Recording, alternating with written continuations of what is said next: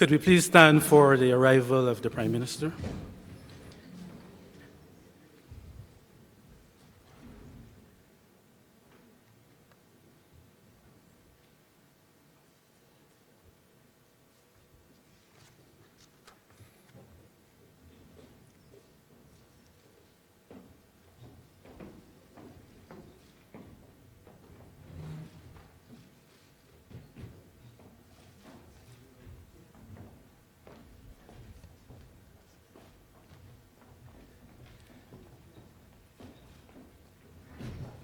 Okay, could we, remain standing for the playing of the national anthem, please?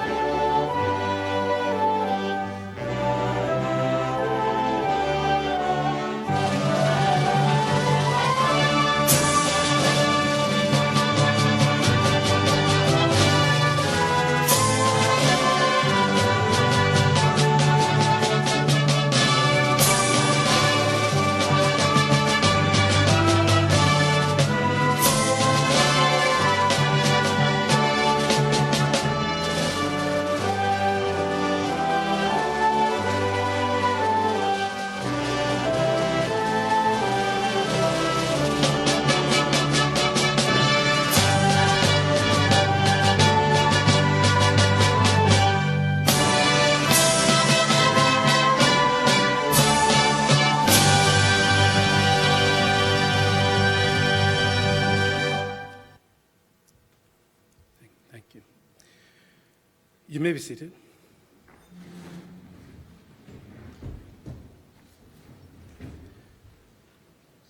The Honorable Mia Amor Motley, QC MP, Prime Minister, Minister with responsibility for town planning matters,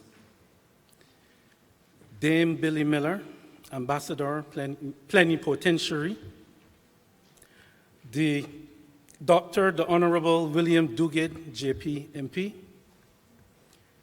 Permanent Secretaries, ladies and gentlemen, and to those following us on live streaming, welcome to this stakeholder consultation on the amendment to the town and country planning legislation. This consultation is distinct from the consultation we had a year ago, just over a year ago, on the draft physical development plan amendment, which is still before us. It's at the point where a commissioner is about to be appointed for the formal public hearing. But today we are here to discuss the legislation relating to town and country planning, and this is legislation that has been in place for several decades now without major comprehensive review. And the minister has indicated that the time for review has come, but integral to the review process is this consultation with the stakeholders who have an interest in the town planning system. So at this point, and without further ado, I will invite the Prime Minister to come and give the opening remarks. Prime Minister.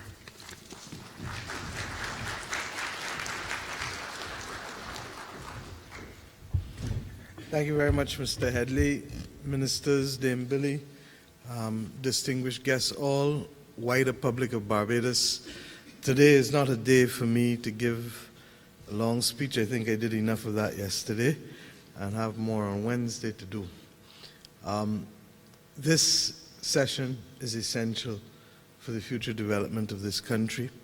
As was pointed out just now, in 1965, in the same year that I was born, the Parliament of Barbados passed legislation to govern our town planning functioning.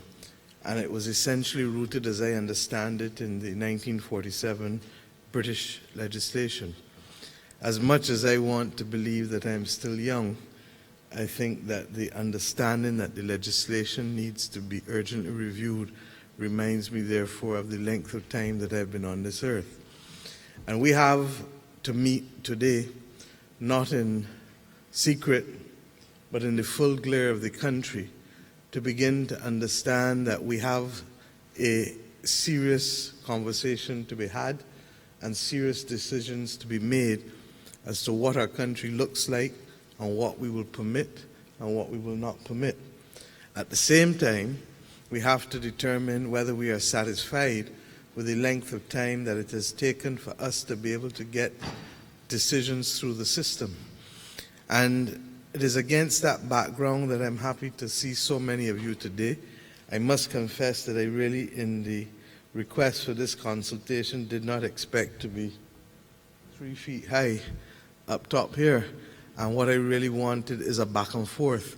And that is what I want to reinforce. I am a little dismayed that we also are sitting in traditional groups. And I will ask, when I finish speaking, for some of you to mix, so that I don't have a table of PSs and a table of private sector people and a table of all of the various groups sorted out in their comfortable zones.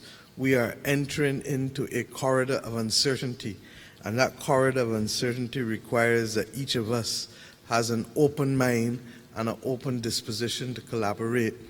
And it is against that background that one of the things that may well come up is whether we don't need to have a greater level of partnership between those who use the system as the building industry and those who are effectively planners, so as to ensure that the traditional adversarial litigious approach that has evolved, in particular in the last decade and a half, can be put behind us. I take delight in being a layman in many of these things because it allows me to ask the most foolish of questions. And I have no problem with asking foolish questions because knowledge is to be obtained. And hopefully it will give comfort to all of our citizens that there is no question that is really foolish. It is against that background that I hope your consultations will begin to point us in the direction as to whether there ought not to be two different systems for how we treat our applications, whether simple and complex applications ought to be subject to the same process, or whether we can't find different ways of dealing with them. It is against that background that I also want to find out from you if there is not another way for us to review the perspectives and opinions of the multiple departments that are now consulted on different aspects of an application. And certainly, as I have found out in my own office, the notion of these files that do a great job in collecting dust, moving from department to department to department to department to department, and coming right back round, is that how business is to be conducted in a country that is 2 years from the third decade of the 21st century? Similarly, are we to allow for greater say, even if to be appropriately time-bound, for neighbors and for members of the general public? This is a situation where we are streaming today, and Barbadians more and more have to become engaged in the practice of its democracy by participation. And one of the things that we want to be able to do is to allow the voice of people to be heard, not to delay, not to distract, not to defer, but to be heard. And it is against that background that I therefore hope that your consultations today will throw up a new way of doing things. Similarly, I feel very strongly at the personal level, and hope to convince the Cabinet, that there is a Barbadian vernacular that must be protected. And that Barbadian vernacular in architecture means it's not just about aesthetics, but as we discovered, and as we will discover with our vulnerability to hurricanes and to storms, it has another meaning.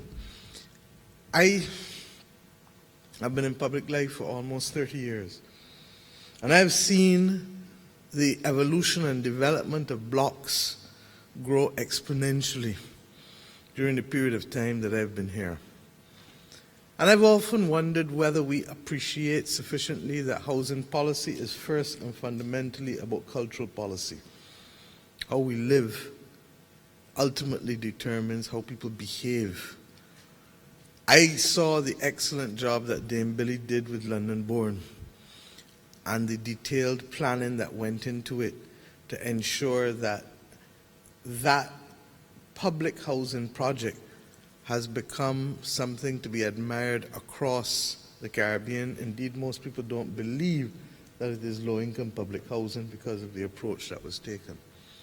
When last we were in government, I asked that the Urban Development Commission change its policies and to be able to allow for roofs to be built that were sustainable, instead of the flat roofs that will go with a good high wind as opposed to a hurricane force wind, and whether we would allow also for us to recognize that in the gables those fixed louvers obviously existed to allow for ventilation within the house. When we keep houses that are hot, not one of us wants to stay in a hot room. If we don't want to stay in a hot room, what makes us feel that anybody else will want to do so? And if they don't want to do so and the house is overcrowded, where is it that they're going? Similarly, we need to address the issues of public housing through our planning process and density. We have a situation in the Pine and Wildy, in Silver Hill and Gall Hill, and we wonder why we have the social problems that we have without recognizing that we have literally participated in the calcification of government policy and programming over the years. So what has happened? Houses and public housing that were built in the 1950s and 60s, not even as wide as this platform probably, a little deeper,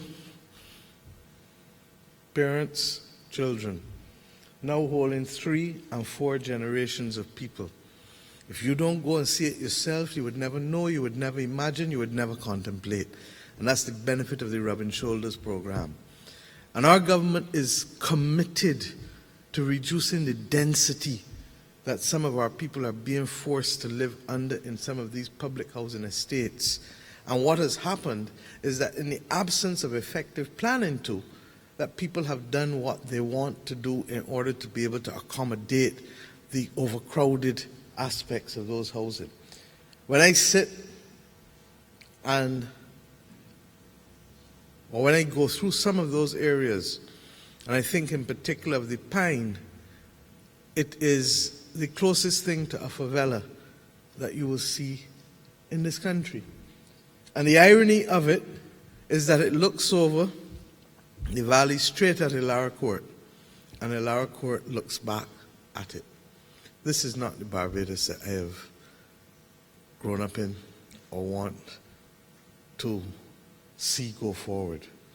And we have an urgent obligation to do right by our people, both in terms of the density and the functionality and the aesthetics with respect to our housing.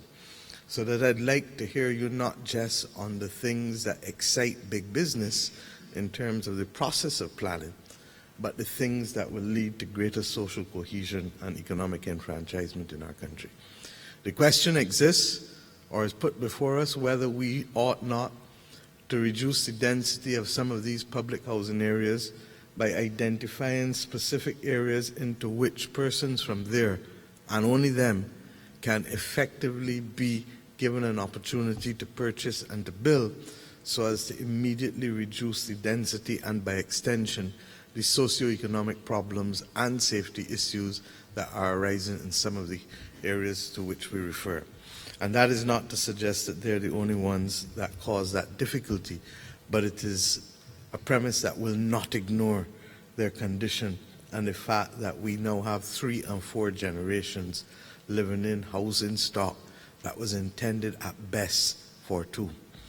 I'd also like us, in all that we do, to determine whether the current system for appeals and administrative decision is the one that we want to carry forward.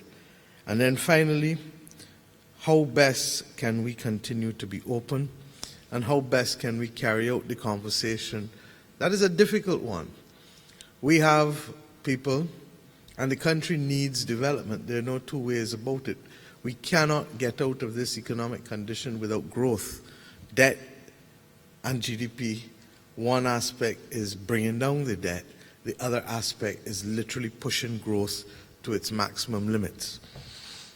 We have before us requests to build hotels at 15 stories. We have requests to build ones at 20 stories in Bridgetown. We have requests to go to 65 and 70 feet in other parts outside of Bridgetown. We have to decide how best do we marry the fact of scarce land area with equally a population that is in need of growth, and that may well have to answer the question as to whether, and I'm not going to presuppose or prejudge what a population commission will ultimately decide on, but we have to have a more scientific approach to our demographics, and we have to have a more scientific approach to sustainable development within our context. And that is without prejudice, of course, to the thing that my government is completely committed to, which is to do the environmental scoping study to determine the feasibility of the reclamation of lands, both in the form of peninsulas and islands, because truthfully speaking, Barbados has very little green space area left for serious tourism development in order to pay the kind of bills that we have to pay to maintain the quality of life that we have. And similarly, do we believe that we should preclude construction at all costs within the ocean in the way that before us, what's the name of the place now, Radisson, had it across the jetty. Even before I saw pictures of Bora Bora or construction in the ocean in Jamaica or St. Lucia, I as a child saw what was then the Holiday Inn. And the question is, are we satisfied as that we have done the work to determine what are the consequences of such construction to our environmental, land and seascape? Or if we haven't, should we not now do it? And secondly, in doing it, is there a difference that recognizes what affects the national condition and what is sufficient to allow for the individual investor to assume as risk? These are questions that we must ask ourselves. Similarly, do we believe that it is consistent with a tourism destination for us not to allow any form of construction near the ocean whatsoever? And if it is a case simply of the investor bearing the risk, then so be it. Or are there serious consequences with respect to the environmental stability of our coast that have to be considered? I look forward to your consultations. My role is to receive the policy, to distill it, and to be able to carry it to Cabinet to settle what would be ultimately the draft and instructions for new planning legislation for our country. We do not have the luxury of time.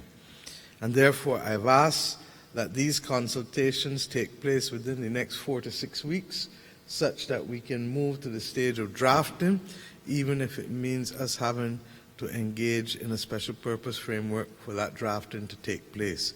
Because we want this legislation before Parliament, before the end of November, before we celebrate our 52nd birthday as a nation. These are things that will guide, we believe, the next decade at the very least of our development. As I sit down, I would want publicly to associate and to congratulate the Town Planning Department and their advisors, who I'm told were nominated and received an award for Barbados' Physical Development Act, and I think the Chief Town Planner will be going to participate in that ceremony later this week. And I think we should be, at the very least, glad that the work and the output of the advisors in the department has gained international recognition. So congratulations. Thank you very much.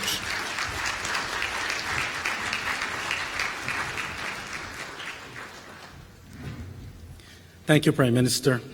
It was only when the Prime Minister referred to me as Mr. Headley, I didn't realize that at that point I had forgotten to introduce myself as Rudy Headley, Senior Town Planner, Deputy Chief Town Planner, Acting. Just want to pick up on one point the Prime Minister would have mentioned, and that was the development of London-born towers. At the time I worked with the Ministry of Housing and Lands, and that would have been mid to late 1990s, that project was conceptualized. And I do recall Dame Billy Miller, the representative for the city of Bridgetown at the point in time, and she was adamant that that site was to be developed for the residents of Bridgetown. At the time, we had an interest from a private sector consortium because they wanted it for higher-end type of townhouses. So you would know that that site is a premium site. And today we can say that London-born towers is seen as a best practice across the region. I just came back from a regional conference in Jamaica, and I can tell you the IDB consultants and consultant from the CDB, they both mentioned London-born towers is something that needs to be replicated across the region, not just in Barbados. And it addresses, in some respects, the challenges of cities like Bridgetown, because they require that residential core. And in the case of Bridgetown, Bridgetown has been losing population over time. And when you can create a strong, vibrant core, residential core like that, then you can start to face some of the challenges of city life outside of working hours. Next, we will ask Mrs. Christine Toppin-Alahar. She's actually the consultant for this amendment to the Town and Country Planning legislation. Ms. Toppin-Alahar actually is a former public servant. She worked in the Ministry of Housing and Lands in the 1980s as a housing planner. She was involved in the creation of the social revolutionary legislation, that is the Tenantry Freehold Purchase Act, where persons who'd been living on plantation tenantries were given the right to purchase their house spots for 10 cents a square foot, because it was considered that they had already purchased them many times over through their blood, sweat, and tears, and the blood, sweat, and tears of their ancestors. Ms. Alahar also worked in Trinidad and Tobago as a town planner, and then she also became, subsequent to that, an attorney at law, and she has in fact worked across the entire region, and has been instrumental and spearheaded the amendment and preparation of legislation, town planning related legislation for various territories. So she's well placed as a planning practitioner and as a legal mind to be involved in this process at the forefront. And at this time, I'd like to welcome her to say a few brief remarks to us.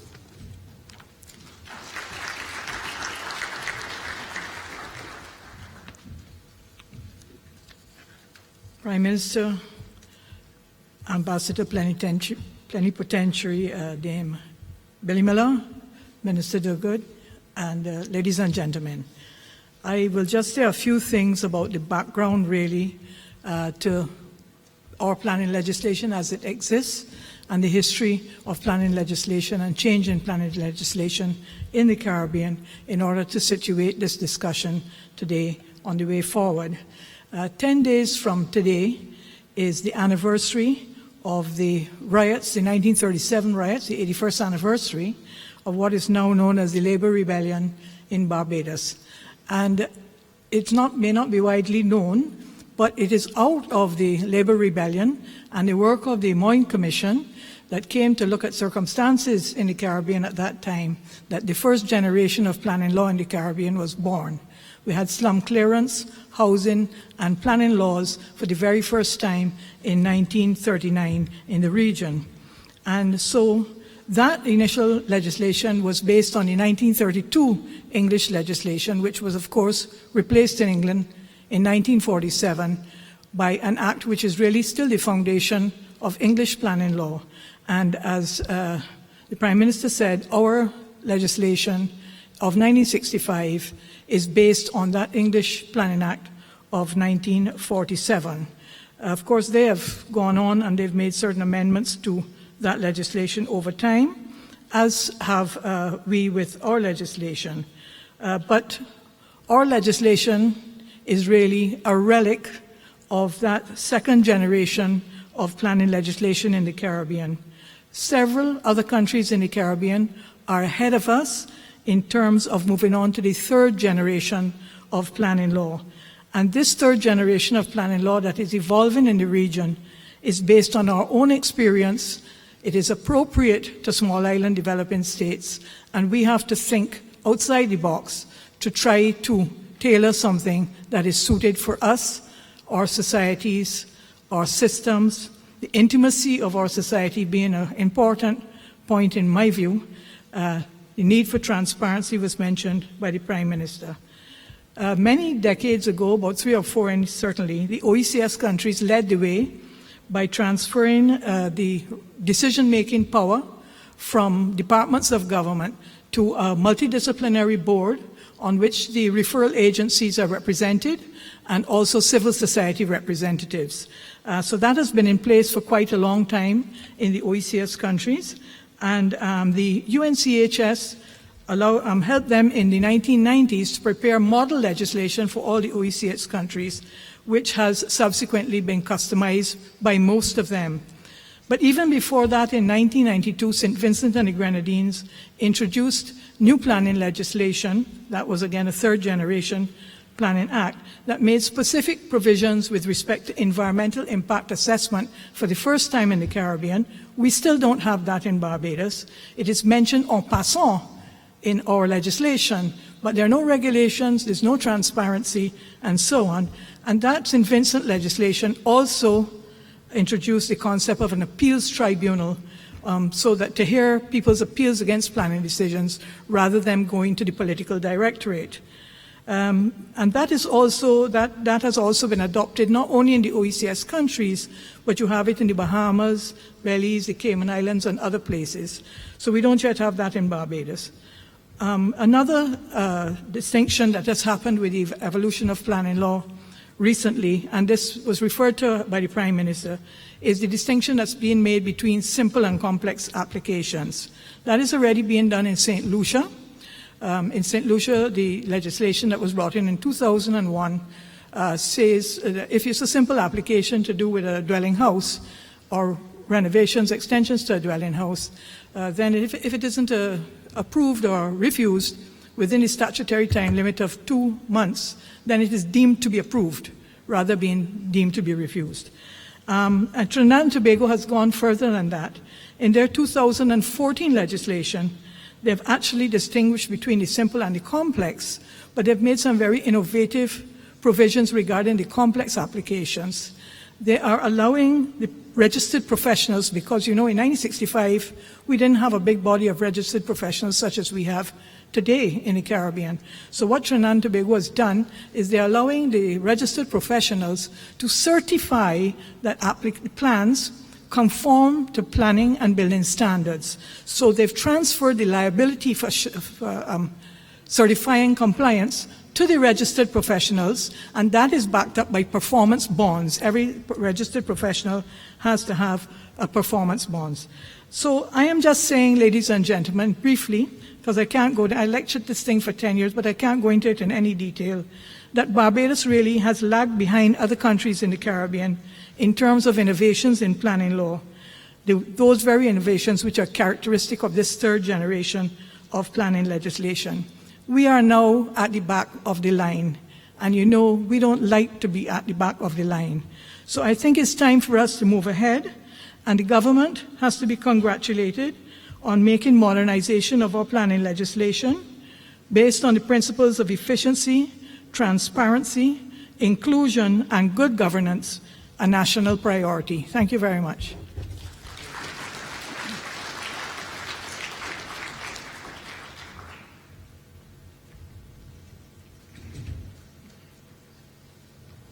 Okay, thank you, Christine. Next up, we have Dr. Yolanda Aline.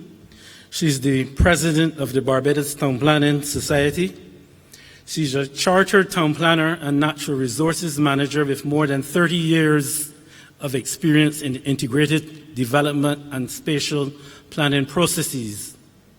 She has extensive knowledge of land use planning and development issues, trends and policies in the Caribbean, and she has held the post of Vice President for the Americas region of the Commonwealth Association of Planners. She is currently a co-chair of the Caribbean Planners Association. Dr. Aline is also co-principal and managing director of EcoIsle Consulting, Inc., which is a physical planning and natural resources management firm. Dr. Aline is going to address you on integrated development planning. Dr. Aline.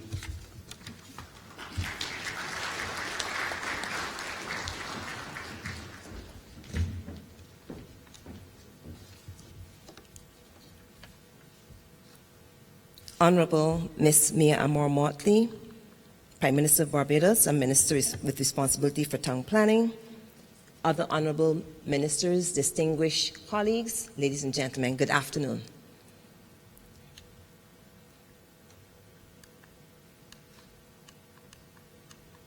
I'm trying to, yeah. Development planning system. So my job this afternoon is to remind you or to give some of you an overview of what development planning is all about.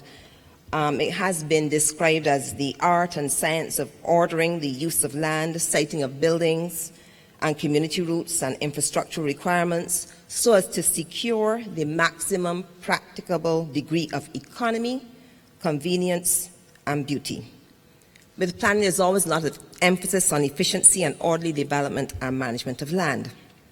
But under every strong planning system, there's always a vision.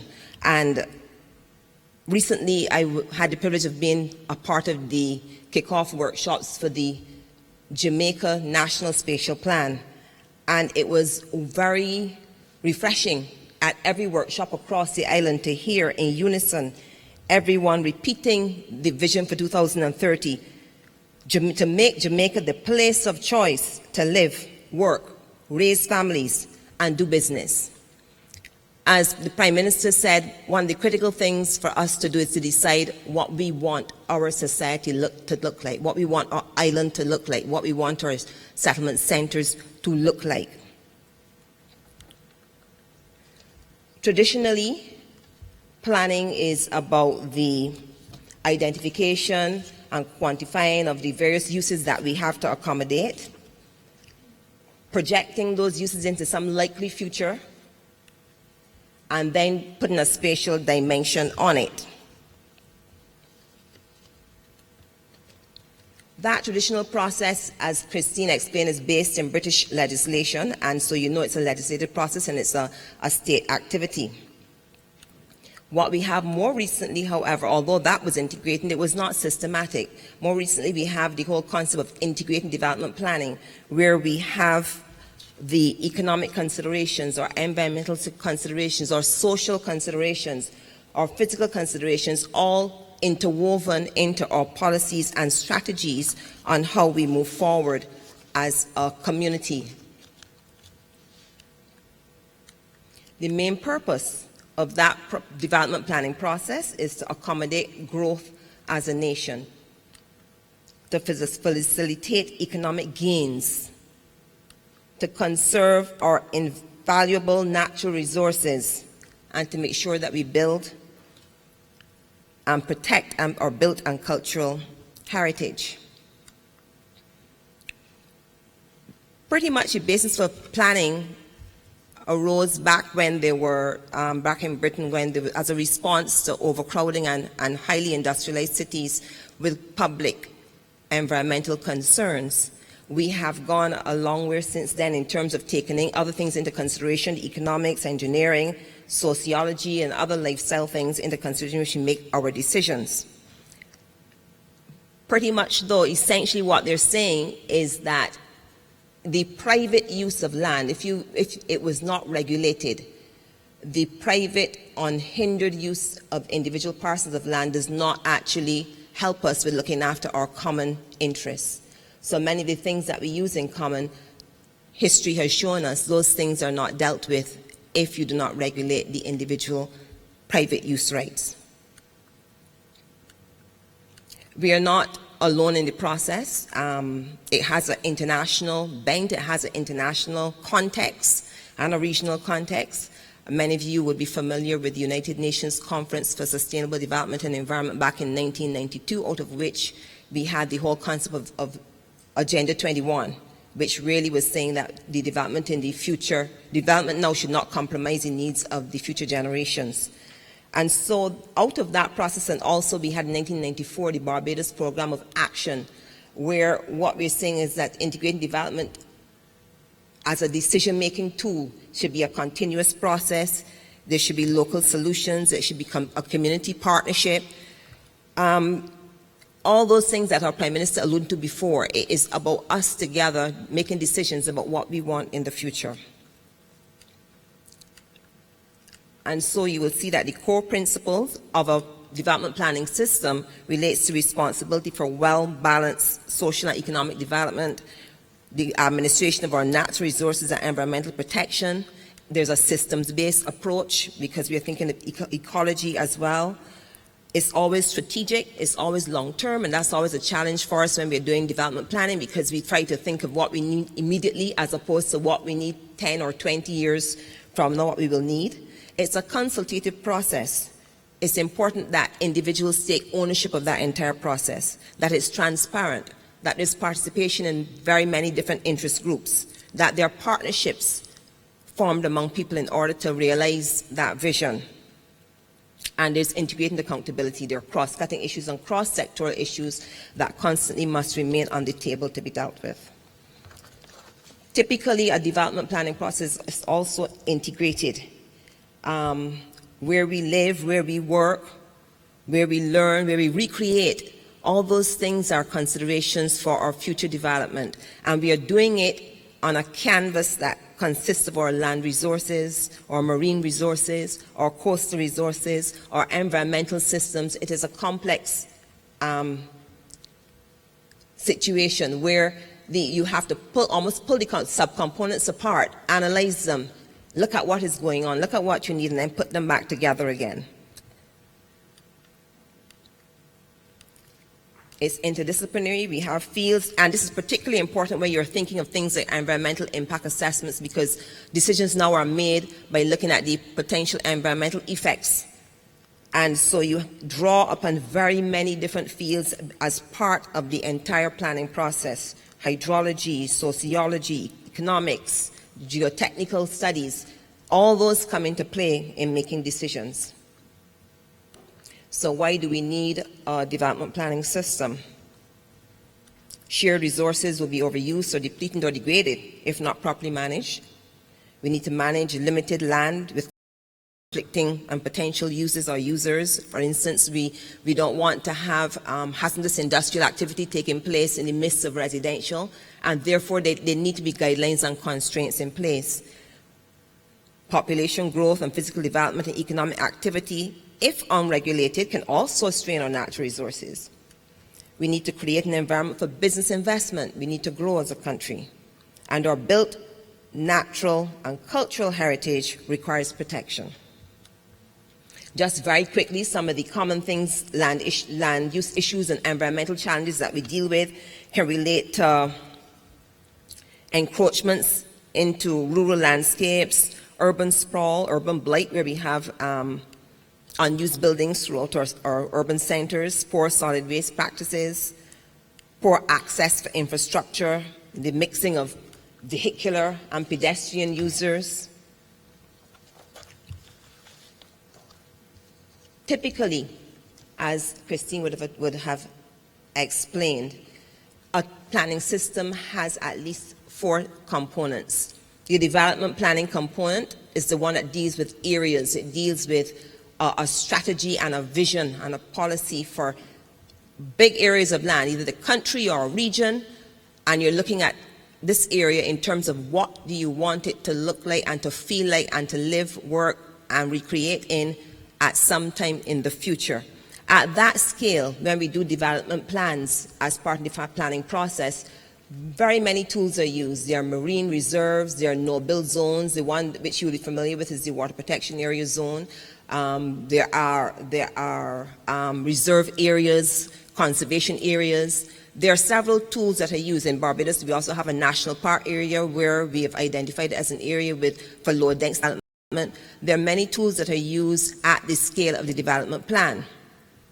The other element of the planning system is the one which most people interface with. This is development control, where you're now looking at individual parcels of land and how you are allowed to develop those. And the controlling only makes sense in the context of a wider development plan and a strategy, so that the tools at that level now become things like density and heights and conformity with the overall policy. And this is the component of planning which I believe most people are interfacing with on a day-to-day basis when you're looking at your individual parcel. But that control takes place in the context, and should take place in the context, of wider strategies for the overall development of the country. Also in place would be the enforcement element, where we want to make sure that in order to achieve the vision, there's some penalty for not lining up with what has been strategically outlined for the country or the region that is under discussion. And of course, in the appellate process, where there's an avenue for settling disputes where decisions made by the regulators are disputed by those who want to develop their individual parcels of land. And I think Christine already pointed out that in some jurisdictions there are tribunal systems that deal with those things.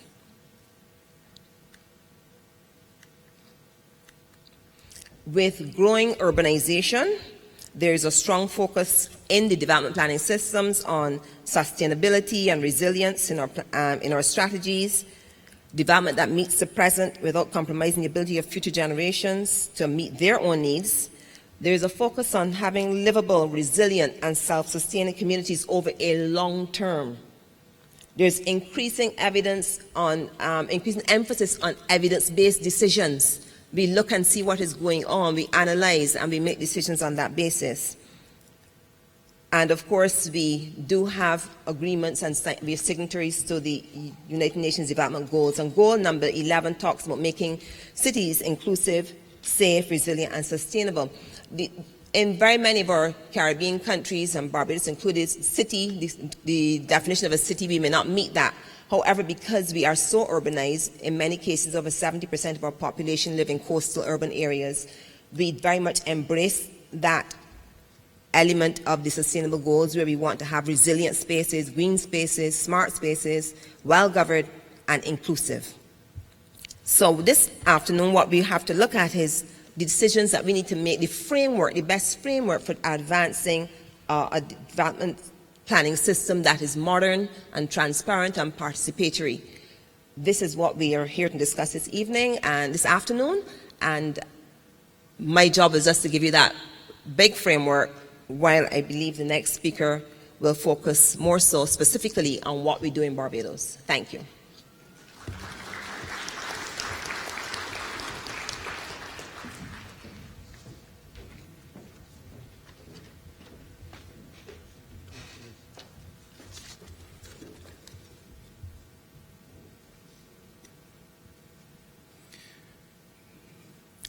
Okay, at this point, I've been told that we should have a minute's silence for Mr. Stephen Moore, who worked at the Town and Country Planning Development Office for over 40 years, and he would have died. His funeral is today, but this consultation was at such an advanced stage of planning that we decided not to cancel it.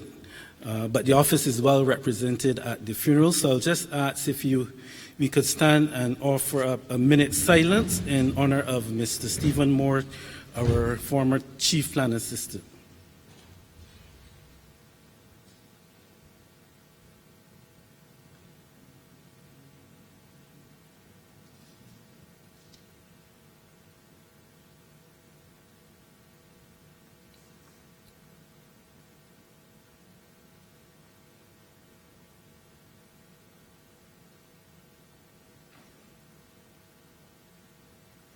Okay, thank you.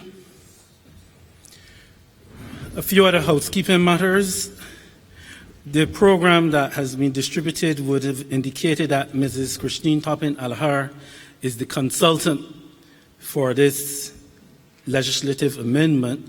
That, however, is not the case. She's here in her capacity as a stakeholder. We are yet to choose a consultant for this exercise. Also, you're reminded that after the 4 presentations, we will have 4 breakout groups into the various topics that are on the program that has been given to you. And that is being done according to the color of the miniature card that was given to you when you would have registered. So you have Group A, B, C, and D. And after the final speaker, we'll give you a little more information on that. But the Prime Minister has asked that we also allow a period of time, maximum 30 minutes after the presentations, for discussions with you. So this is in order to take any feedback that you may have, any pressing feedback, and also any pressing questions that you may have, especially for those who may not stay for the full period of time, but we trust that everyone will. The next speaker up is the Acting Chief Town Planner, Mr. George Brown. He's going to address you on the town planning application process. And Mr. Brown has worked at the Town Planning Department since 1986, so he has a wealth of experience that he is in a position to share with you. He's a trained town planner and is a member of the Royal Town Planning Institute, which is a United Kingdom-based association. Mr. Brown, I now invite you to address the audience.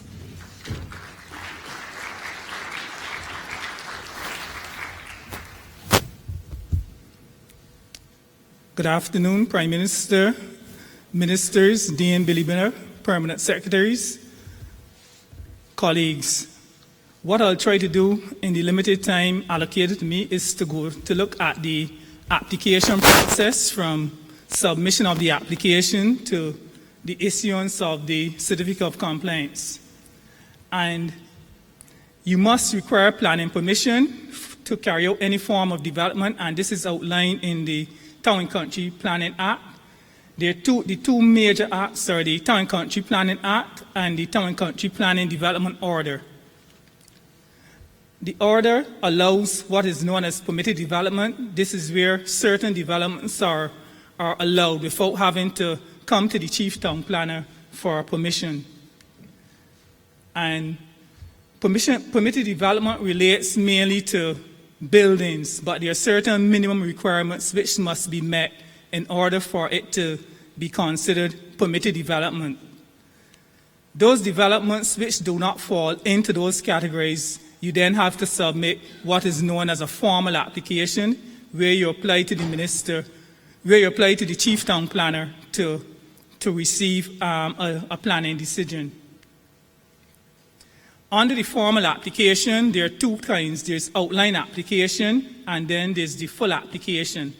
With outline application, you tend to get a decision in principle, and then following that, you're required then to submit details as it relates to the outline planning permission.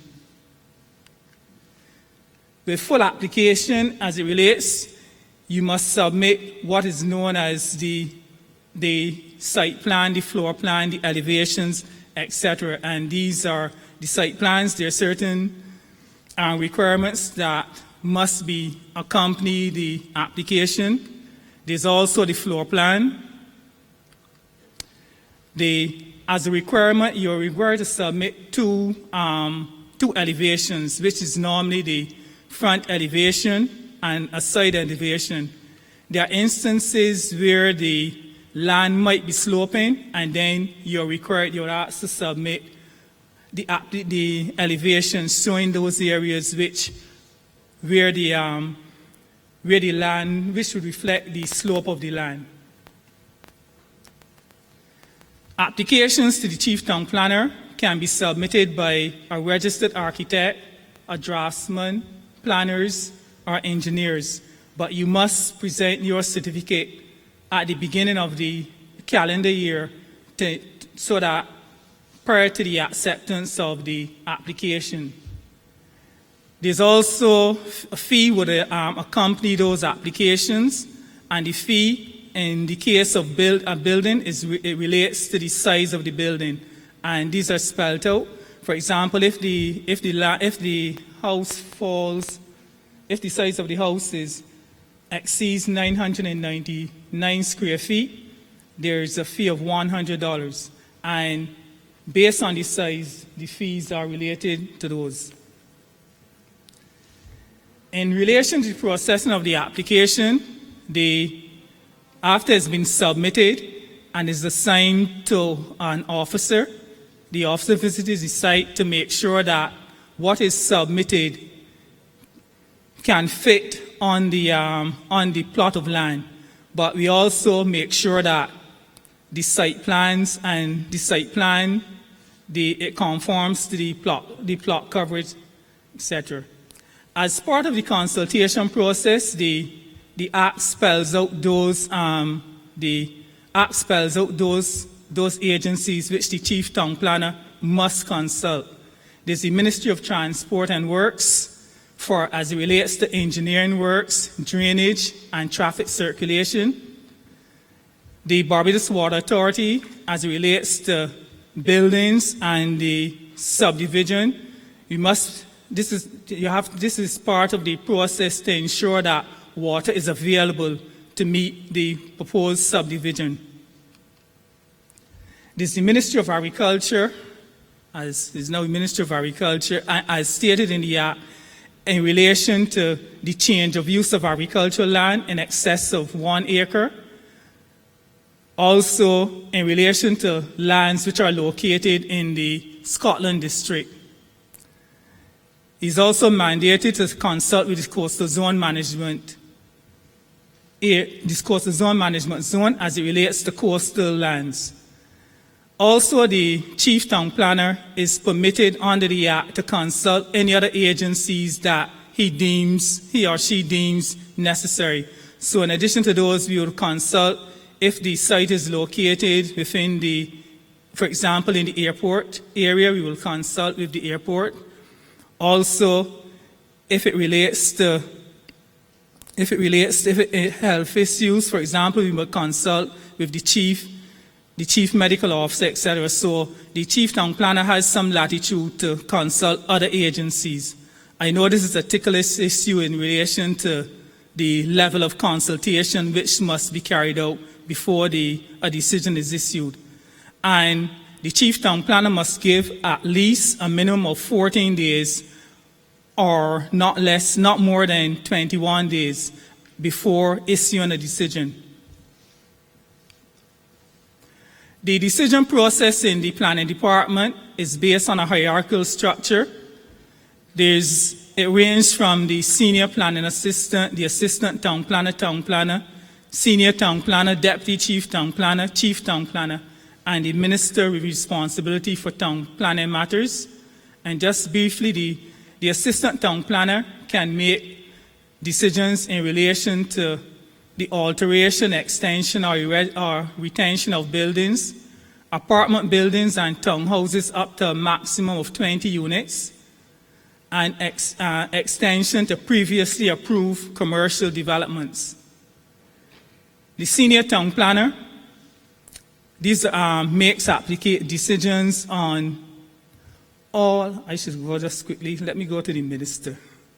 The minister on the act is required all applications in relation to agricultural lands in excess of 2 acres must be referred to the minister for decision.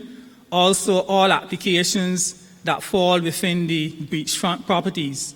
So, what the chief town planner will do would make a recommendation to the minister.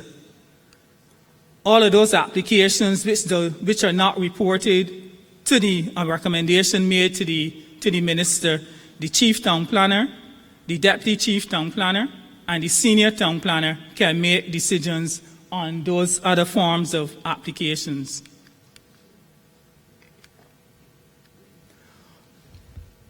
Another process which is carried out in the office is the issuance of a building start. Although this isn't outlined in a provision in the Act, what we try to facilitate is those you find a number of financial institutions require a building start in order to facilitate the process when someone applies for a mortgage. So, as part of the process, the applicant would have to notify the chief town planner in writing that they are about to start the building. I must also say that when a decision is issued, there are a number of conditions which are attached to that permission, which are attached to that permission. So, when the building start request is submitted, we would check to make sure that the building has been laid out in accordance with the approved plans.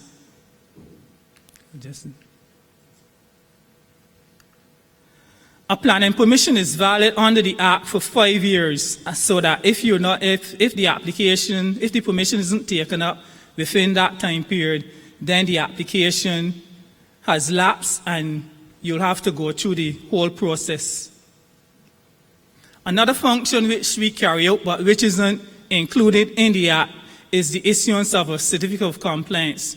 And again, a number of the financial institutions request the certificate of compliance. And the certificate of compliance would indicate that the building has been carried out in accordance with the approved plans. And before that, as I indicated earlier, there are a number of conditions that were attached to the permission. So the officer would visit the site to make sure that those conditions have been complied with prior to the issuance of the certificate of compliance. What I will get into now is measures which the town planning department would have instituted over the last 5 years to improve the efficiency of the office. And I must say that these measures were introduced, and I must compliment the former chief town planner for the introduction of a number of these measures. And this is before we would have been under the spotlight as it relates to the whole aspect of efficiency, transparency, and things. So what we would have done as part of these are a number of things that we would have introduced, is the development of what is known as the e-planning system, the digitization of subdivisions, the scanning of applications, the electronic acceptance of applications, training of staff in the use of the Google Map and the web-based technology, and timelines for the completion of reports. As it relates to the whole aspect of e-planning, all the information or documentation generated by the system, these are stored and there's no dependency on a third-party software. And some of the advantages of this system, it facilitates the easier migration of data to the web-enabled data for public use. It allows for the integration of solutions for the provision of geographic information. It facilitates the easy trafficking and management of applications. It facilitates access to the third-party tools and other systems, and users will not be dependent on the physical file for the application process. And I must tell you right at this present time, we are now in the process of, within another week or so, we'll be launching this system, because we are currently running a parallel system, and our IT section is currently engaged in looking at any minor problems, because we've been running this system for the last 4 to 5 months, but we want to ensure that when it is fully launched, that all of those issues would have been dealt with. So this is why we are currently running a parallel system. And as a result of this, this is the first phase. The second phase of this system would allow persons who would have submitted applications to the Town Planning Department to be able to check their applications without having to come to the department. We are currently establishing the security around the system so that persons will be given a special code which they would want to be able to access the information. Also, a number of ministers generally would ask of the status of applications, and when this is fully lodged, this information will be available to the minister so that they would be able to follow the application within the department. And we see this as a very good system in that it would reduce the number of calls to the department. It would also enable persons to stay in their offices rather than coming to the department and spending time having to check on the status of the application. But more importantly, it would allow the officers in the office to spend more time processing the application. So as a result of this system, we will see an improvement. And based on some statistics which our IT section has provided us, this process would reduce the processing time by between 10 and 13 working days. And we see this as a very, very significant step. We have also started the process of digitizing the boundaries of subdivisions and the parcels, and we would have gone back to applications that were approved in the 70s, like the Unions, the Ruby, and those developments. And now that information is available electronically, and again, our IT section must be complemented for in the introduction of this. And with digitization, it breaks down the various lands. You'll have an idea of those lands that were taken out of agriculture over the last 50 years. And it also allows for the creation of land classification on the actual parcels of land. And to date, when I consulted with the IT sections, we would have plotted in excess of 40 applications, and these were applications which were approved in excess of 20 lots. And some of the advantages, it would increase the efficiency and the accuracy of the site reporting, and as I said, reduce the time frame for the preparation of site reports. As a result of those systems, you find that officers now can do a desktop analysis before they actually go in the field. And again, this would improve the efficiency. Also, it would reduce the number of actually having to locate the physical file. And this would free up officers in the registry having to go into the vault to retrieve files. So all this information now is on each officer's desktop, and they can do a desktop analysis of the application prior to going into the field. We have also embarked on a system of training members of staff in the use of the Google Map and the web-based technology. And we've also introduced things like this allow for the technicians as part of the understanding of the tools available, and officers can now, as I indicated earlier, carry out desktop analysis. And what we found that you have a more accurate base in site reporting. As a result of this process, you found that many of the applications that were plotted manually, with this system now, you'll be able to correct some of those, and now you have more accurate subdivisions and accurate, you can do a better accurate site reporting. And also, in the instances where there are CM sites, we also have that information. Another project which we would have done is the scanning of applications. And to date, I can indicate that we have scanned in excess of 60,000 files. Again, you can see the advantage of this. It facilitates the easy digitization of subdivisions and enables the easier retrieval of files. And it also serves as a backup, an actual backup for files.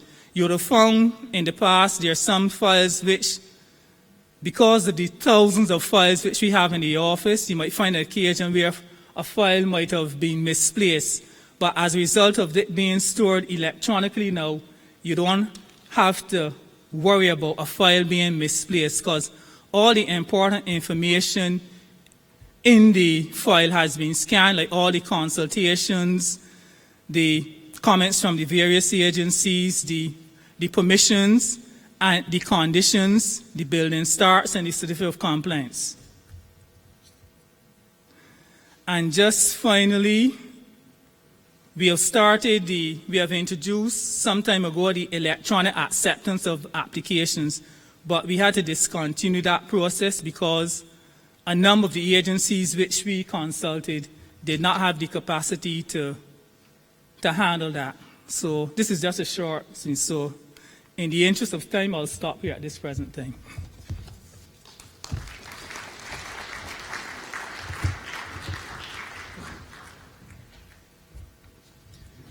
Thank you, Mr. Brown.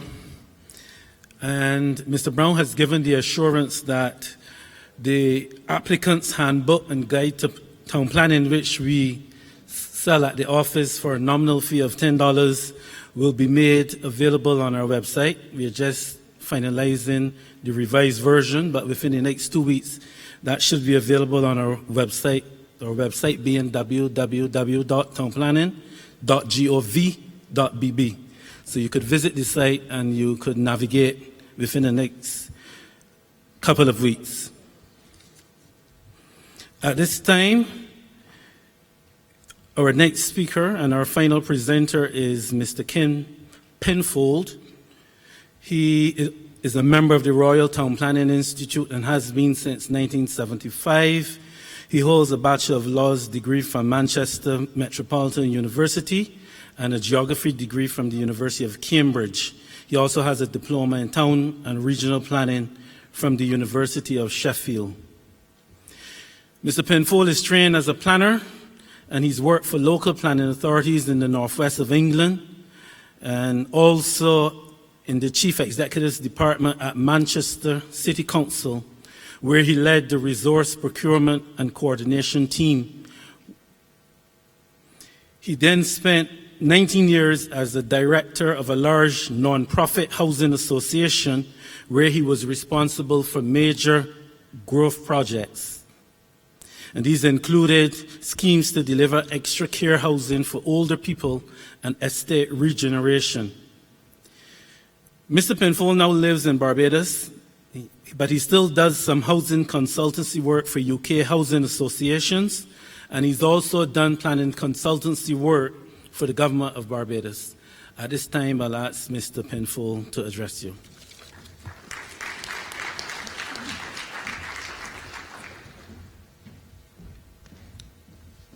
Thank you, Rudy. Prime Minister, Dame Billy, Dr. Dogood, town planners in the private and the public sectors, development industry professionals, stakeholders in the planning system, and customers of the planning system. And I use the customer word deliberately.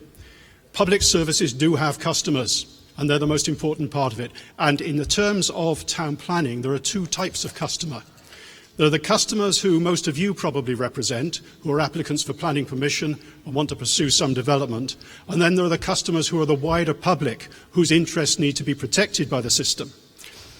When we have a town planning system in Barbados where both sets of customers can think they're being dealt with fairly, openly, honestly, and efficiently, then we'll have a fit-for-purpose town planning system, which is what I think we all want. Before I go any further, I want to say how immensely encouraged I am by the fact that the Prime Minister is kick-starting this process. Some of you will know that the Barbados Town Planning Society held a symposium back in 2015 on the subject of modernising town planning, openness and transparency.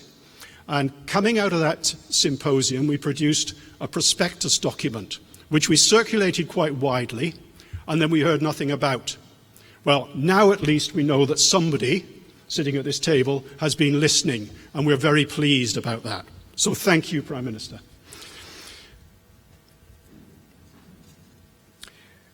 My function today is to talk about problems and remedies, but particularly my function is to introduce the group discussions, which are, in my view, the most important part of the whole exercise today.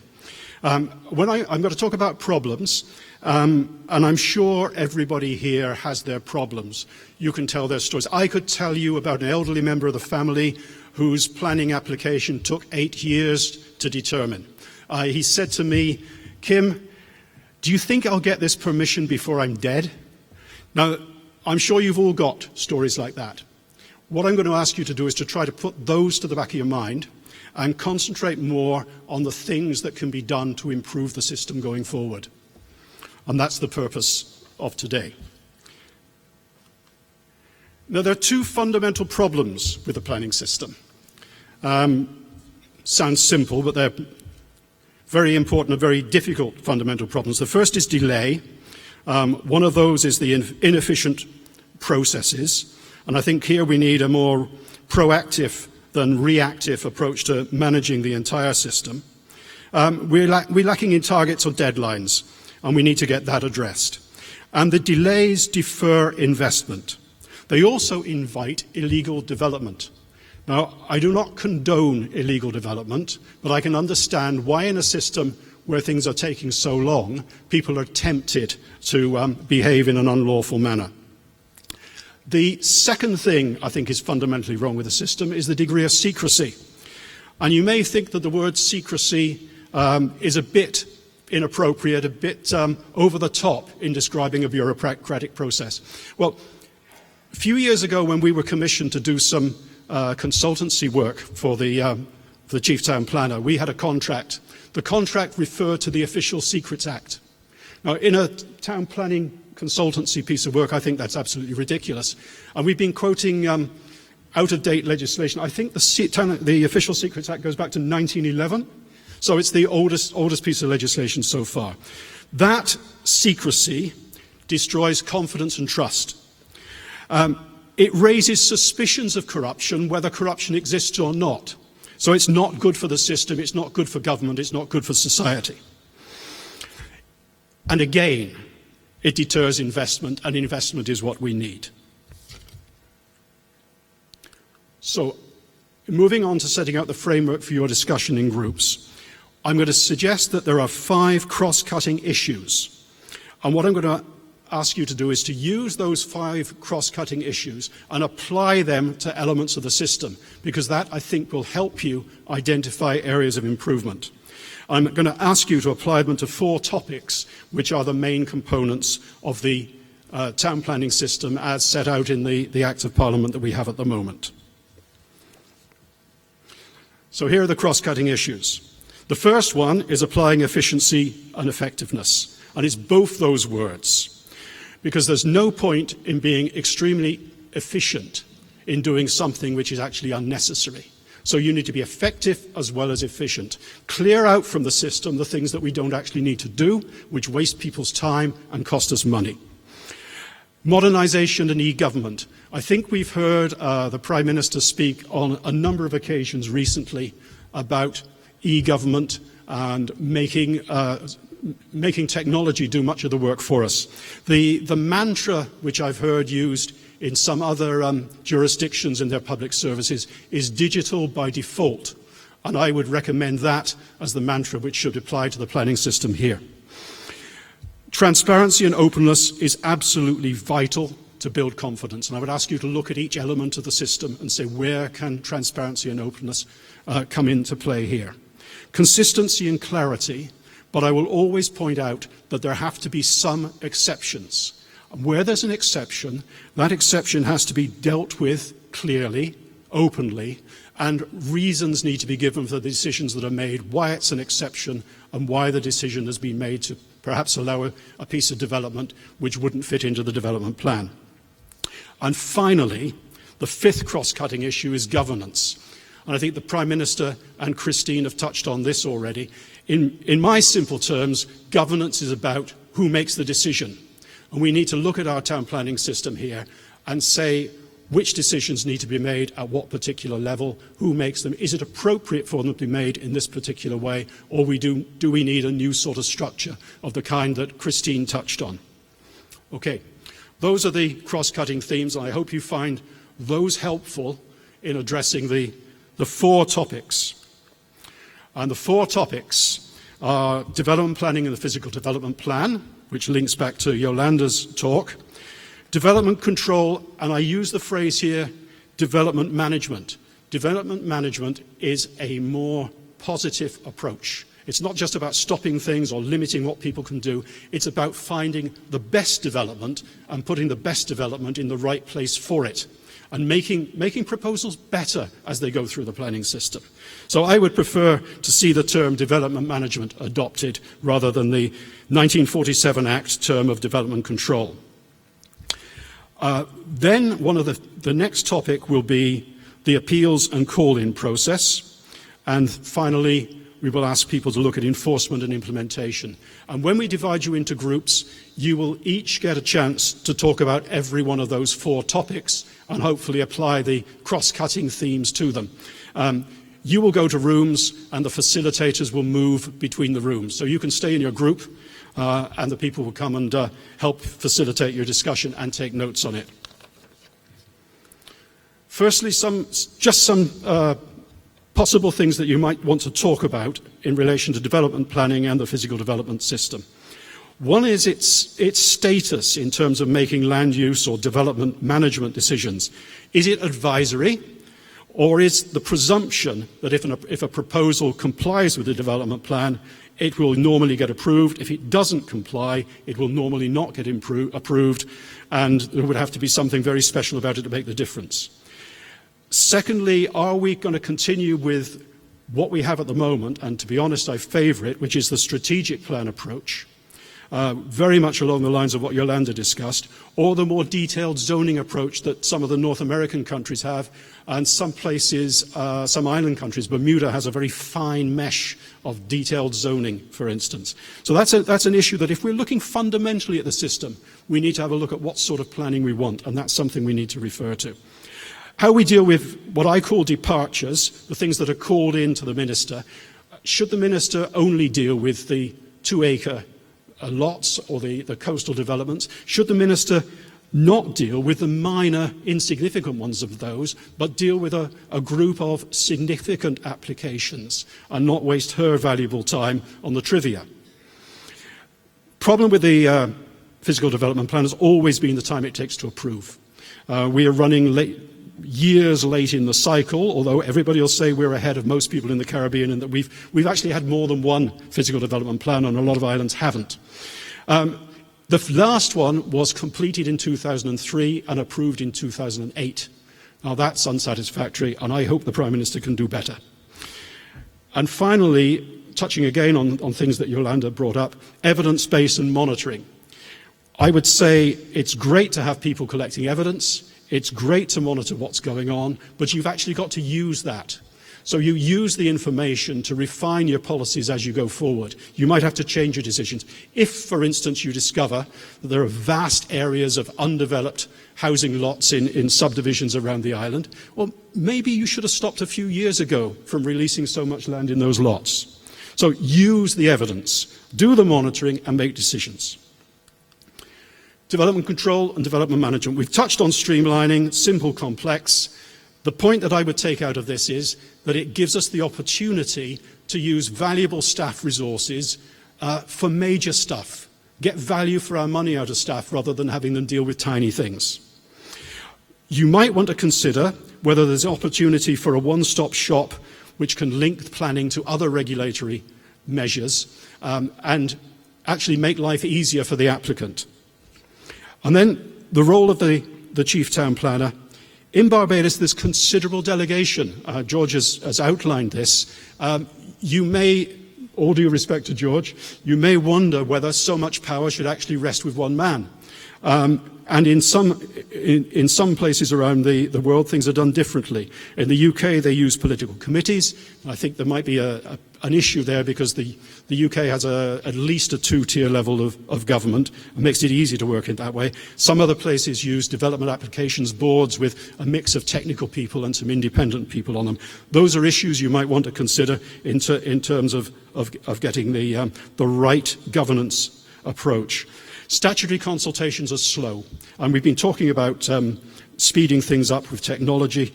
As far as I know, some departments still reply in writing on pieces of paper, and this is something which, in my view, should stop. At least there's emails that people can use. Public input, broader consultation, that's been mentioned already, and I'd be interested in hear what people have to say about that. Again, within the whole development control area, the EI process needs to be looked at. The Prime Minister mentioned some of the problems that we've had, and you would need to be fairly deaf and blind in Barbados not to have known that the EI process has caused some problems and controversy over the last few years.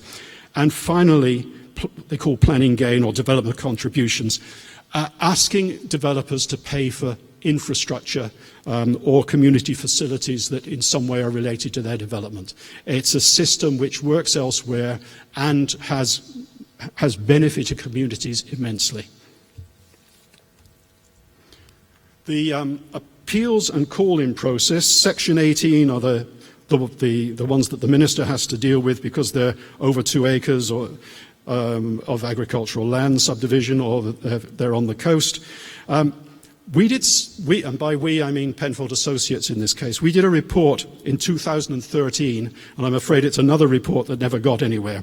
But we made a number of recommendations, some of which would have required legal changes, some of which would have required management decisions to be made and new management structures adopted. And people here may know that we've hit a brick wall with the Cornelius judgment on called-in applications. Some of the things we recommended would have dealt with some of Judge Cornelius's problems, but not all of them. So some of the things we suggested were managing the process more, setting deadlines that everybody has to comply with. So if the Chief Town Planner fails to deliver his report on time, the hearing goes ahead. Tough. If the applicant fails to deliver on time, it doesn't get the applicant's valuable information either. Dealing with minor cases differently, perhaps written representations, some level of delegation. I don't see why the Prime Minister should have to deal with every one of these cases. I think she's got quite a lot to do at the moment anyway. And then I think the way we do things at the moment is probably unlawful anyway. And Justice Cornelius did, I think, got it right on this one. Natural justice doesn't appear to be part of the process in the way we hold hearings. They're in secret. Information is not disclosed beforehand. The reports of the inspectors, the panelists as they're called, who are amateurs, I would add, not professionals, their reports are not published and decisions are not published in any way and reasons for decisions are not published. All of those things, I think, should be addressed. And then the final area is enforcement and implementation. I must admit I'm not an expert. There are procedural issues, and we can see that people play the game. You think it's going to take a long time to get planning permission, or you think you're not going to get planning permission, so you do it anyway. Somebody comes and sees you, they slap a notice on you, you put in a retrospective planning application. That takes up a bit of time. You get refused. So you appeal. You then play with the courts. And quite possibly it's nothing to do with the court, because you're only supposed to go to the court on a point of law. But you might go to the court and you might persuade the court to look at the planning merit of the case, which is not what they're supposed to do. And it just carries on and carries on. So I think we need to look at the process. Penalties. Quite frankly, the penalties are laughable. I say more realistic. More realistic is code for bigger. The retribution should match the crime. And also under implementation, if people have got time, they can look at listed buildings issues, tree preservation, and implementing conservation. I hope that's not too much for that particular group. Okay, I'm coming to the end now, but I need to make sure that people go to the right group. In your pocket, you'll have a piece of paper, I suspect, a coloured piece of paper with a letter on it. A is at the back of this room. B is behind those soundproof screens there, but to get to it, you need to go out and around. C, you need to go out and around and go a bit further. And D is upstairs in the Marigold room. Now, I'm hoping that the framework that we've set up works, that people can have discussions on the 4 topics. And remember, you stay where you are, the facilitators come to you. I hope it helps to look at the 5 cross-cutting themes and apply those to the topics. And finally, I would say, please put the emphasis on suggestions for improvement. The groups have been put together randomly. You shouldn't be in the same room as somebody from your own department. You shouldn't necessarily be in the same room as your boss. We've tried to make it that way, so we hope it works. And for the rest of today, we're going non-hierarchical. I think George explained that the planning system is hierarchical. These discussions are non-hierarchical. Whether you're a junior architect or a senior policy planner or a permanent secretary, it doesn't matter, your voice counts. So we want to hear your views on this system and how it can be improved. And one final thing is that I suspect you won't be able to say everything you want to say. If you can't, please email us afterwards. GIS has set up a special email address, townplanningreform@barbados.gov.bb. We are going digital by default on this. I prefer you to use that than to write letters. The permanent secretary probably has a big enough inbox already, so please use the email address. And I think, Prime Minister, you want to take some questions now? Yeah, I'm finished. Thank you very much. Thank you, Mr. Penpool. If I may, I felt that to send you straight to the groups without having you consult would be a form of punishment that some of you might not relish. I don't intend for full discussion at this stage because I think that the small group work is absolutely essential and not a soapbox approach. But equally, I do feel that now is the time for some of you who may want to make initial comments or overview comments. Now is the time for you to do so. So the floor is now open. I may interject on 1 or 2 things like planning gains and trade-offs and that kind of thing.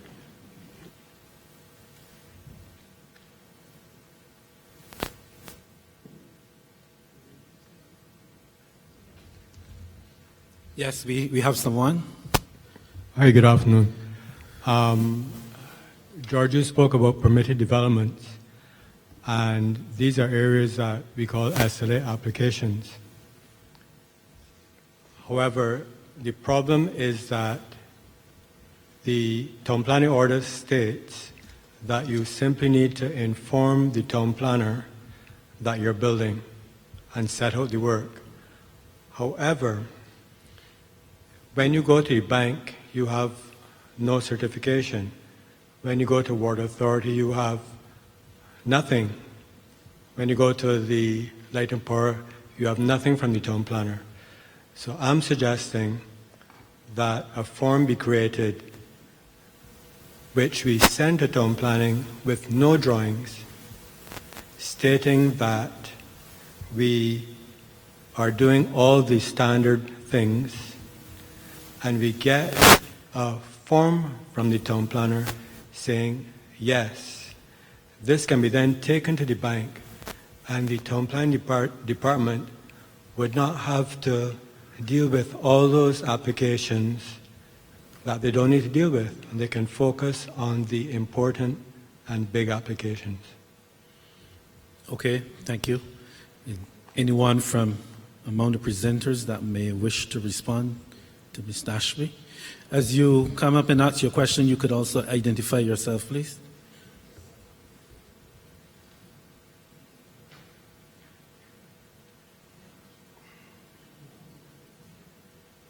But your suggestion is one that we will be willing to take on board, while at the same time being cognizant of the fact that this process is not driven by the financial institutions. So some of it might actually lie in better communication with those organizations as well, if even from our end, the town planning department's end. Good afternoon. My name is Bjorn Bjerkum. I'm a member of the Barbados Association of Professional Engineers. My question is because we actually deal in a lot of applications and so on. Since the Cornelius judgment, there actually seem to be two different planning offices, one in the Prime Minister's office and one at the garrison. And what I am thinking is that from experience, the amount of application that go to the Prime Minister's office, there is only, to my understanding, there's one planner there, which means that the process is extremely slow because they have obviously to do their work, and with only one planner instead of several planners like you have at the garrison, it obviously creates a terrible workload. But I was just wondering whether there was any plan in either appealing the judgment or beefing up the Prime Minister's Office of Town Planning. Thank you. Thank you, Mr. Bjerkum. Before the others comment, and I'm sure that on both sides of me there's a desire to comment, this is one of the reasons why this consultation is urgent, because the highest form of law is not a judgment from the courts. The highest form of law is statute, first that by constitution and then ordinary statute. So whatever we decide as the policy, and perhaps I can recap it and should have in my opening speech, is the approach we will take to every single department. What is the public purpose we're trying to protect? What is the public mischief we're fighting against?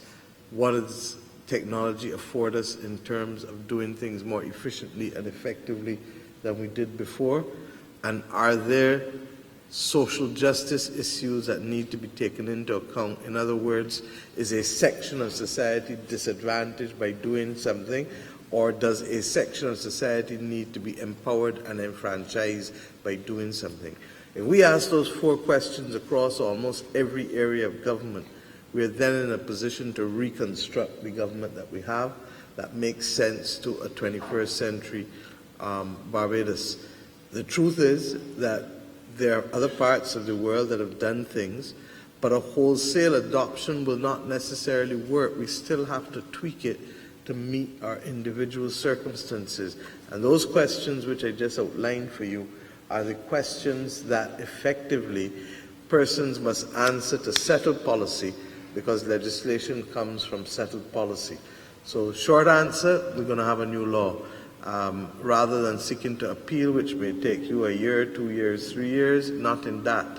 The second point that I'd like to make, which I should have also alerted you, I've asked the Minister in charge of water, Minister Abrams, to bring to Cabinet as a matter of urgency the study on the rezoning that has been sitting down there for some time now.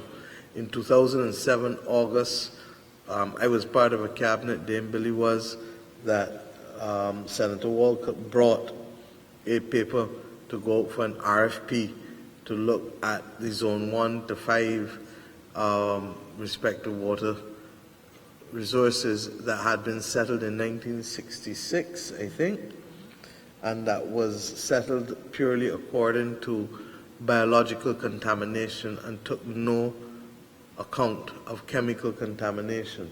This cannot be the basis upon which there is use of land in a 21st century Barbados, and it cannot be that it has taken us 11 years to come to the point of a decision. And that's part and parcel of what has hobbled this country's development and why we're going through the difficulties that we're going through. So, contrary to other people's views, we're not trying to rush things, we're trying to do things in an efficient and effective way, and a lot of it has been sitting down for years, as with the case of Madam Justice Cornelius's judgment was when? 2016? How do you run a country with one town planner in the Prime Minister's office now having responsibility for so many things now in the last 2 years? It makes no sense. So let's get through our work quickly in the next 4 to 6 weeks and get new legislation and stop Ms. Smith from being a victim of an unreasonable expectation on the part of people in this country. Yeah, thank you, Prime Minister. Any of the other presenters wish to? Thank you, Mr. Headley. I just wanted to say one thing, and this is symptomatic of what we have to free ourselves from this afternoon, because the Section 18 procedure that exists at present, that is the sending of the coastal applications and the change of use applications to the Prime Minister, is actually derived not from the Act itself, but from a ministerial directive given under the Act many, many years ago, which was published in the Gazette saying that this was what was to be done. You won't find a section in the Act saying that that is what is to be done, so that the Prime Minister is right. The way to uproot this, the Cornelius judgment is by the Parliament, by statute, but at the same time, if the Prime Minister was so minded, and if she was so advised, there's a shortcut also. Make a new ministerial directive under the existing law. But the fact of the matter is we should not be thinking within these constraints of Section 18 here today. I think we need to rise to another level and start to think conceptually as to about how things should work. Thank you. Okay, thank you. Next. Thank you. Okay. Good day, Madam Prime Minister. Yeah, just remember to introduce yourself so we know. Okay, Grenville Phillips, President of Walbrent College. Since the publication of the Barbados National Building Code, there have been thousands of houses being built in Barbados, and it was published in 1993. The vast majority of them violate the structural requirements of the code. The Town Planning Department has allowed, this is thousands of substandard buildings that are liable to collapse during earthquakes and be severely damaged during hurricanes to be built. There's a section in the Town Planning Act that gives the town planner some responsibility for the design of buildings, and it has not been exercised. We must care about our people following an earthquake or a hurricane. The misery is utter. I can tell you that since that's part of what I do. It is utter. So the hope is that from this as well, we will get some compliance with the structure of buildings. I think just about every building with a reinforced concrete roof or slab is liable to collapse in an earthquake. That's because they have been significantly under-designed for earthquakes.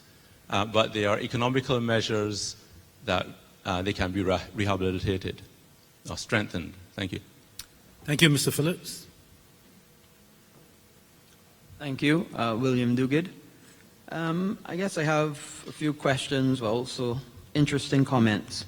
The previous administration laid legislation about building standards, and I believe it was done under the ministry that I now represent, and I've been asked to look at that.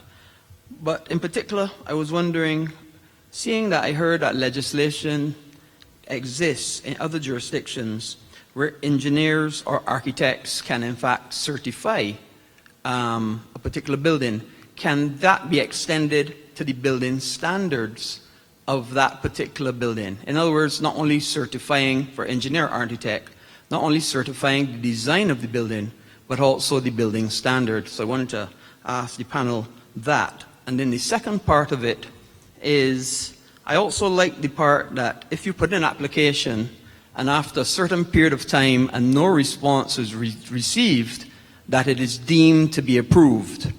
And I would wonder just how workable that would be in a situation like Barbados. We all know of applications that take inordinately long periods of time to be approved.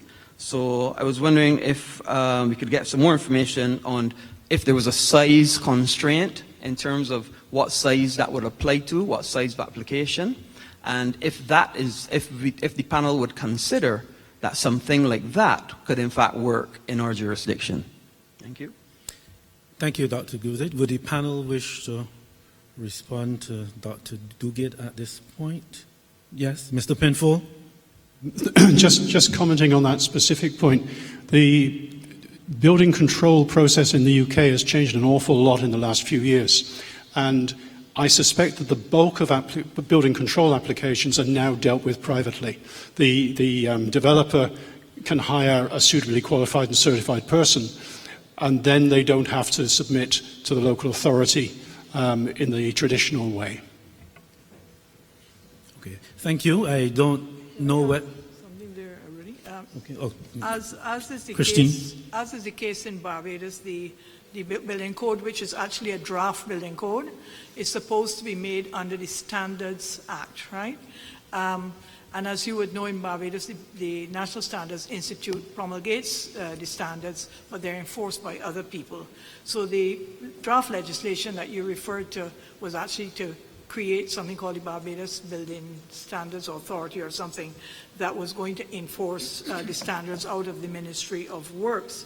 But the idea of doing it privately, as Kim referred to, is actually working in some of the other countries because the building codes have been adopted, for example, in St. Lucia. For several years now, they did the same. There was a OECS model building code, and it's brought in Antigua also, and so on. And what that provides for is, instead of building up the public service to do all the inspections and so on, the developer has to hire an independent expert who is paid for by the developer, who has to certify everything from the foundation up to completion, so that the building code can work without a tremendous bureaucracy if you do it that way. And in St. Lucia also, there's the one-stop shop. So planning deals with the whole application right through. It doesn't go to a multiple of agencies because, of course, the referral agencies are sitting on the decision-making board. So they have to come to the table at that point and scrutinize the plans and sign off on them at that point also. I hope I've assisted you. Oh, that is also, I think that is in St. Lucia also, and I must confess I wrote that act, so that I'm supposed to know all the wrinkles that go with it. But in practice, I think a tradition has grown up in Barbados, and Mr. Brown alluded to it, of a lot of certificates being issued and building start being notified and so on, things that are not in the Act at all. So there is a whole accretion of additional tasks that have been given to planning because obviously being driven by the financial system in Barbados. There are other ways to do this, and we could consider, we would have to consider those in our deliberations. Thank you. Okay. Thank you, Christine. These are going to be the last three that we will hear before we go into the breakout sessions. Yes, the gentleman right. Good afternoon, Madam Prime Minister, the other personalities and the general public. Roldano Bellori from the Attic Limited. Madam, you have said before about how can we best develop, you made reference to 20 stories and 50 stories near the beach. I would say no, 3 stories. Shift interest in the other lands. Why don't we have the other side of the road that is not on the beach developed to 5 and 7 story? So you can get people interested in investing not only on the beach, but also on the other side. For the transparency that Mr. Penfold was speaking about it, why don't we require that every application that is submitted to town and country planning, before the town planner goes and inspects the site, a sign is erected with the application number, who are the professionals involved, so the neighbors can call town planning and ask and make also recommendations to the town planner.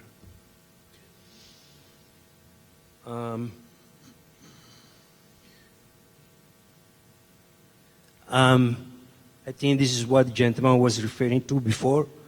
For the sake of safety of the public, require an engineer on every project. I am an architect, well, I say it, require an engineer for every project. Thank you. Thank you. And the gentleman over here, and then Mr. Cummins, and after that we will have to go into the breakout groups because we're running behind time. Good afternoon, sir. Good afternoon, Prime Minister. Thank you very much for the opportunity to speak. One of the problems that we... Could you just, you give your name? My name is Fred Corbin. I represent CSW Engineering 2000. That's my company. I'm also partners with Anthony Holt Associates Architects and Designers. One of the problems that we have been concerned about for a number of years is the intellectual property value or surrounding designs and surrounding architecture. And as a designer and a project developer, we've been in a situation on 2 occasions, one here in Barbados and one currently in St. Lucia, where projects that we have submitted to town and country planning, the intellectual property has been seized and has been developed, albeit to a lesser extent than what was actually presented, and we can do nothing about it. I have this question for Mr. Penfold. Do you think you can put a component in the new reformation of this Act that takes into account intellectual property value and what it stands for with regard to its application process, and also being able to empower the younger architects and designers that are coming behind us to be able to utilize this profession, to be able to create wealth, to be able to put forward new ideas, to be able to put forward an entire range of how to take this act to the next level for the future. And the reason I'm bringing this up is that every single one of my designs takes into account a design that generates all of its own power, it generates all of its own water. And every single project that we've designed has that in mind. At the current stage, we have a piece of intellectual property that was taken from us in 2003, 2004, and it was installed at the Grantley Adams International Airport and does absolutely nothing for that facility. The project we designed for that facility actually generated 5 megawatts of its own electricity and generated 50,000 gallons of potable water a day to serve the entire airport and all of its environs. The project in St. Lucia that is currently being developed by the Prime Minister there in concert with a high-ranking Hong Kong financier is going down the same road. Piece of intellectual property taken from CSW Engineering and being developed on lands that were given planning permission to our company to seek investment for, and is not addressing typical components that address the community level, the environmental level, as well as what is it doing in its core value for the country. All I'm asking is, please, can we have a part of this new act that takes into consideration intellectual property value, and if a submission for a project is actually brought to the Town and Country Planning Office, that the intellectual property that is designed into each building, or designed into the building or into the project overall, is clearly identified so that it can be protected, so that we prevent abuse. We prevent the perpetuation of taking something, having a good idea, and it goes elsewhere. Thank you. Thank you. Mr. Penfold. Yeah. At one level, I don't think I'm going to help you particularly on that point, because protection of your intellectual property rights is a civil matter, and there are actually far better lawyers than me on this table who could speak on that. So it has to be a civil matter. I can see where there's a potential conflict in that opening up the system in the way that I'd like to see the system opened up, which is what happens in a lot of other places, actually gives you a risk. But those rights still belong to you, and you're still in a position to protect them at law. By comparison, I would say that if you looked at any of the local authority websites in the UK, which I'm just quoting those because I know them and my daughter works in the UK planning system, you can actually see every planning application that's submitted. You can see all the arguments and supporting documents, the EIAs, the traffic management studies, everything that goes with it. That has not itself caused a problem in terms of the theft of intellectual property rights. But I can see why you have a problem. Thank you. Okay, thank you. So that's one thing to bear in mind when the Freedom of Information Act is proclaimed, if indeed it is. At this point, the last interjection we'll take from Mr. Cummins. Thank you, Mark Cummins. And I have 2 points. I'm going to make them quickly. Mr. Penfold, in his presentation, made reference to planning gain. And I'm sure the Prime Minister would remember this because she was Deputy Prime Minister at the time. We spent many days, long evenings, preparing the planning obligations. And the planning obligations were approved by Parliament on the 31st of December 2007. We have spent approximately 11 years with those regulations languishing in the Ministry of Housing, and as a result, not one obligation has been met for the last 11 years. So I'm making the point, we don't have to start from scratch. It was approved, Section 32, I think it is F, was amended. So I think that's something that we can do, and we can do very quickly. I agree with Christine. Correction, it was the 18th of December 2007. Thank you, ma'am. I must say I agree with Christine, and that is not something that happens on a regular basis. But she is right. I think the reason why you thought it was the 31st of December is that you were thinking of the last day of the year. It was actually the last day of the last government of the Barbados Labour Party. That's right. That's right. That's right. But I do agree with Christine. We have failed in terms of our third generation legislation. And again, it is not for sitting back and not doing anything.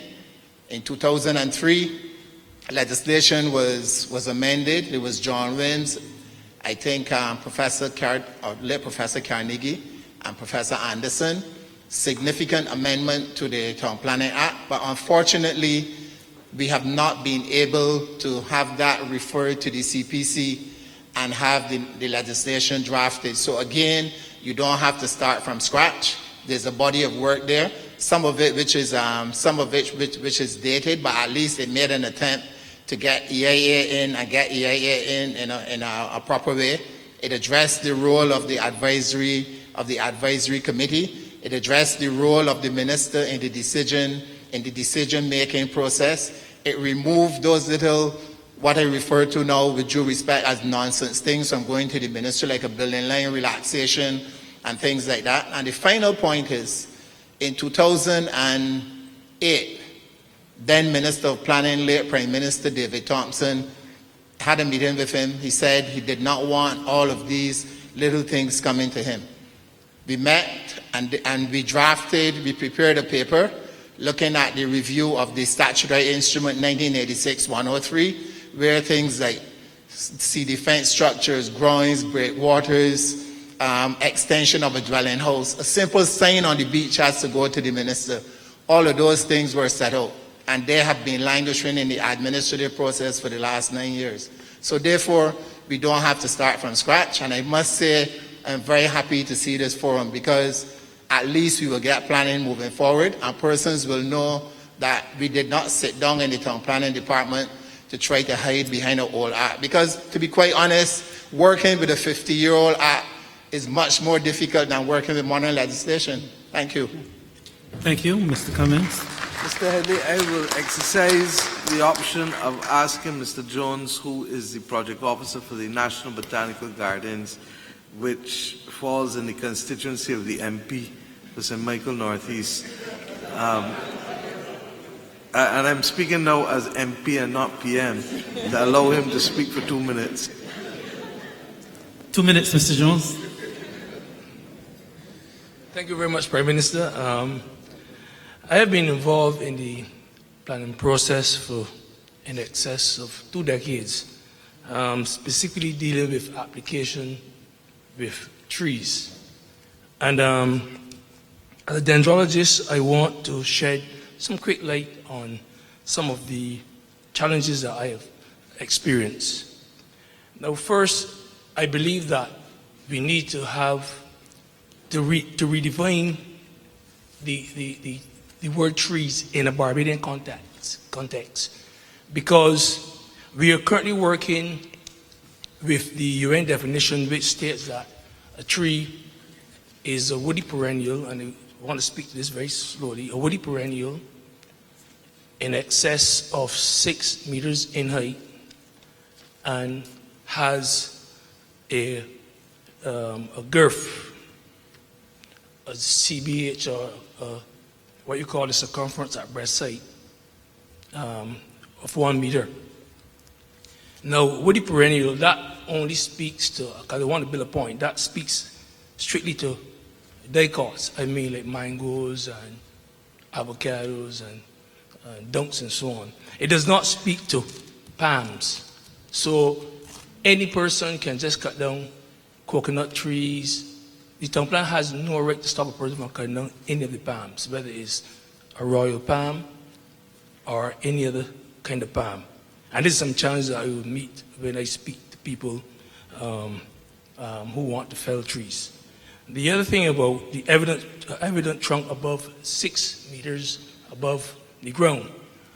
Again, this only speaks to conifers. This definition was rooted into like into gymnosperms, conifers and so on, and not angiosperms, like again mangoes and so on, because the conifers, they grow what you call monopodial. They have a evident trunk going up. Well, you find like our dunks and things, they grow sympodial and so on. So again, that definition that the UN has does not speak to trees in the context of Barbados. And then when the last point about having a numerical figure, like the size 1 meter in circumference. What I would say here is that genetically or embedded in the DNA of some plants, they will never grow horizontally nor vertically. They will never reach the size of 1 meter in circumference. So therefore, they will not. You can cut down those trees even though they are mature. It's like a person who, if you set a numerical figure on what is a human being, you say should be 5.5 feet above the ground. A person that is less than 5 feet does not qualify, but yet he's a human being. So trees that I'm sorry if I don't know if I'm making the point, but the point is I'm making is that we need to change. You have not lost your fine art of reasoning. Anyway, the point I'm saying, we need to change the definition of what a tree is in the Tree Preservation Act. Okay. The point is well made. I knew there was a reason why I wanted you to speak. The name of my house is a couple of branches. That should tell you how I feel about trees. And I was horrified when the trees by the Cuban monument in Paynes Bay were not pruned but were chopped and butchered. In the same way that when I went into Lara Court, I've only been there about 3 times in the last 7 weeks, but I went and saw desert roses that were chopped to about 2 inches above the ground. So that we have to have a sensitivity to the greening of our environment and to the need to be able to do what you're asking to do. It is perfectly reasonable. But I want to use this opportunity to invite many of you in this room. We can't afford to do the National Botanical Gardens in the same way that we would have if we were in excellent condition. And therefore, we have to come to a form of partnership with communities and NGOs and people. And I am inviting all who may have perspectives, because Mr. Jones has been doing a lonely task. In fact, I think the only thing that he has been able to get done in recent times was a plaque to the former minister saying that there was a National Botanical Gardens, but with that plaque came the dumping of sargassum weed and the planning of a photovoltaic site, which I can thankfully say is now put behind us. So, because there's no public purpose for which that land was acquired. But I want to use this opportunity to invite all of you who have an interest, because it's 254 acres in the center of St. Michael, which has a population of almost 100,000 people. It's a natural amphitheater, and it is a magnificent site. And the government does need to pay for it, because having acquired it 11 years ago, it hasn't paid for it. So we need to get it right. And I want to appeal to you, anybody who has an interest in helping us either raise money, plan it, participate in it, to please write to my office so that I can share with the Minister Prescott and the NCC. Thank you. Okay. Thank you, Prime Minister. And of course, that would help in terms of us reaching the international standard that certain organizations use in requiring a certain amount of open space per inhabitant. All right, so at this point, we will go into the breakout groups. Mr. Penfold has spoken to it, and we're going to have to cut